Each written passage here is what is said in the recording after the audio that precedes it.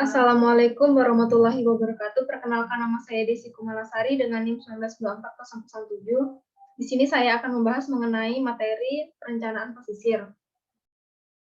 Di sini ada 3 perbedaan mengenai pesisir, pulau, dan pantai. Yang pertama yaitu pesisir, wilayah peralihan antara darat dan laut yang bagian lautnya masih dipengaruhi oleh aktivitas daratan. Pulau, masa daratannya terbentuk secara alami yang dikelilingi air dan tidak tenggelam pada saat pasang tertinggi. Pantai, yaitu daerah di tepi perairan yang dipengaruhi oleh air pasang tertinggi dan surut rendah dan juga batas antara wilayah yang bersifat daratan dengan wilayah bersifat lautan. Materi yang pertama yaitu mengenai perencanaan wilayah pesisir. Wilayah pesisir merupakan wilayah peralihan antara darat dan laut yang bagian lautnya masih dipengaruhi oleh aktivitas daratan seperti sedimentasi dan aliran air tawar, dan bagian daratannya masih dipengaruhi oleh aktivitas daratan. Saat ini penentuan batas-batas wilayah pesisir di dunia berdasarkan pada 3 kriteria, yaitu garis linear secara arbitrer tegak lurus terhadap garis pantai, batas-batas administratif dan hukum negara, dan karakteristik dan dinamika ekologis. Berdasarkan luas dan bentuknya dibagi menjadi 4, yaitu samudra, laut, teluk, dan selat. Berdasarkan proses terjadinya dibagi menjadi 3, yaitu laut transgresi, laut regresi, dan laut ingresi. Menurut kedalamannya, perairan laut dibagi menjadi 4, yaitu zona littoral, zona nedritik, zona batial, dan zona abisal. Berikut ini adalah macam-macam wilayah pesisir. Yang pertama, backshore, yang kedua surface, yang ketiga breaker zone, yang keempat surface or zone, yang kelima shoreline zone, yang keenam coastline, yang ketujuh coast, yang ke-8 coast area, yang ke-9 coastal hinterland. Selanjutnya, mengenai bentukan lahan adalah bagian dari permukaan bumi yang memiliki bentuk topografis khas akibat pengaruh kuat dari proses alam dan struktur geologis pada material batuan dalam ruang dan waktu kronologis tertentu. Adapun deliniasi kawasan pesisir berdasarkan bentuk lahan. Yang pertama yaitu lingkup wilayah pesisiran pada daerah berpasir, yang kedua lingkup wilayah pesisiran pada daerah terumbu karang, yang ketiga lingkup wilayah pesisiran pada daerah berlumpur atau rataan ruang surut. Selanjutnya yaitu mengenai karakteristik pulau.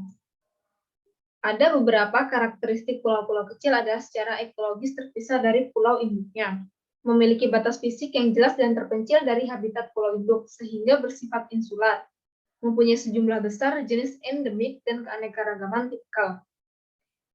Karakteristik dibagi menjadi 4 macam, yaitu sumber daya terbatas, peka dan rentan, pola pemanfaatan spasial untuk aktivitas, dan yang keempat, pariwisata dan infrastruktur.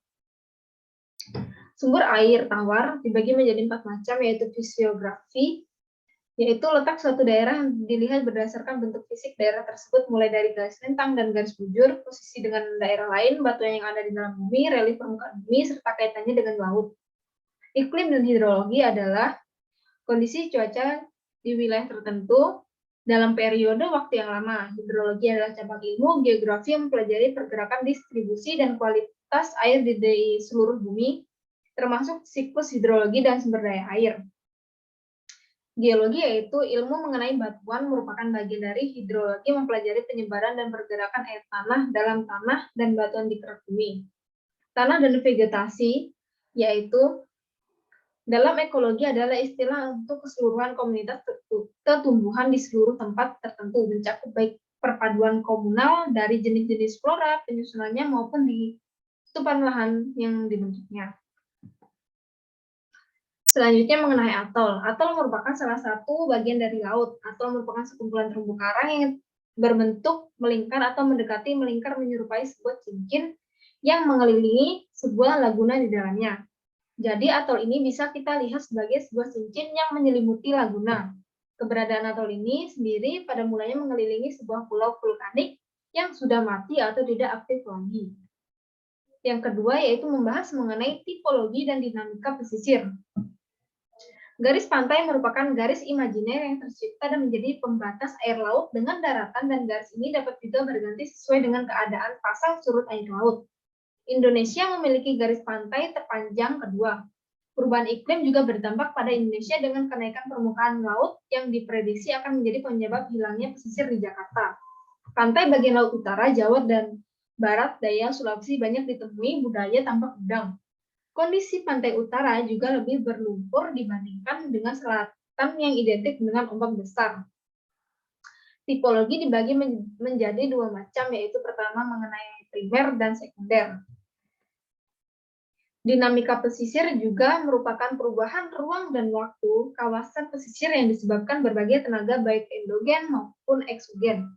Bentang alam yang dibentuk oleh proses asal laut dibagi menjadi 10 macam, yaitu sea cliff, yang kedua Wakat platform, yang ketiga Tanjung dan Teluk, yang keempat Gubusus tonggak laut, yang kelima pantai, yang keenam Sendines, yang ketujuh Betik Gisik, yang ke-8 Bura, yang ke-8 Tombolo, yang ke-10 Baimon.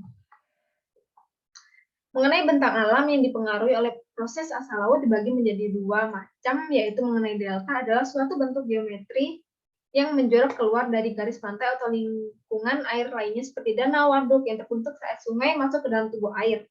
Dengan banyaknya suplai sedimen yang dibawa air sungai lebih cepat dibandingkan proses pendistribusian oleh proses-proses di tubuh air. Yang kedua yaitu mengenai estuari atau estuaria adalah badan air setengah tertutup di wilayah pesisir dengan satu sungai atau lebih yang mengalir masuk ke dalamnya, serta terhubung bebas dengan laut terbuka. Mengenai studi kasus, saya mengambil di Kota Tarakan mengenai pengembangan wilayah pesisir di timur Kota Tarakan berdasarkan sarana dan prasarana. Mengenai identifikasi jumlah serta ketersediaan prasarana dan sarana wilayah perlu dilakukan untuk menganalisis tingkat perkembangan daerah di wilayah pesisir pantai amal agar perencanaan pengembangan wilayah tepat berdasarkan kebutuhan tiap masyarakat. Mengenai metode penelitian, penelitian ini menggunakan analisis data kuantitatif dan kualitatif deskriptif. Analisis skalogram digunakan untuk mengetahui lokasi pusat pertumbuhan berdasarkan ketersediaan sarana dan prasarana dari infrastruktur tiap wilayah rukun tetangga yang ada di wilayah pesisir Kelurahan Pantai Amal, Kota Tarakan. Waktu penelitian dilaksanakan pada awal September 2019 dengan durasi 4 bulan, yang dimulai dengan survei lokasi pesisir dan pembagian kuesioner pada pertengahan Oktober. Penelitian ini mengambil lokasi di Kelurahan Pantai Amal, Kota Tarakan, Provinsi Kalimantan Utara, Indonesia. Pada data primer dalam penelitian ini adalah hasil kuesioner dan wawancara terhadap warga di Kelurahan Pantai Amal, Kota Tarakan.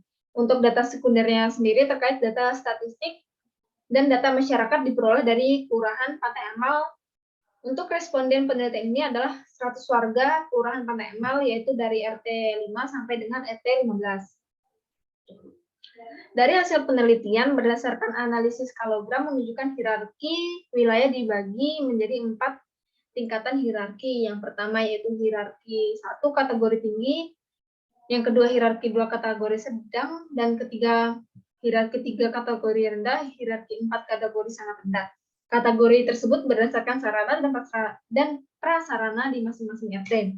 Berdasarkan analisis skalogram, pemerataan sarana dan prasarana di Kelurahan Pantai Amal sangat tidak merata. Tidak hanya itu, kondisi dari sarana dan prasarana tersedia juga sangat terbatas pemanfaatnya. Kesimpulan dari persentase kepuasan dari jawaban kuesioner menyatakan bahwa mayoritas masyarakat Kelurahan Pantai Amal merasa tidak puas dengan sarana prasarana yang ada di Kelurahan Pantai Amal. Sekian presentasi dari materi saya. Terima kasih. Wassalamualaikum warahmatullahi wabarakatuh.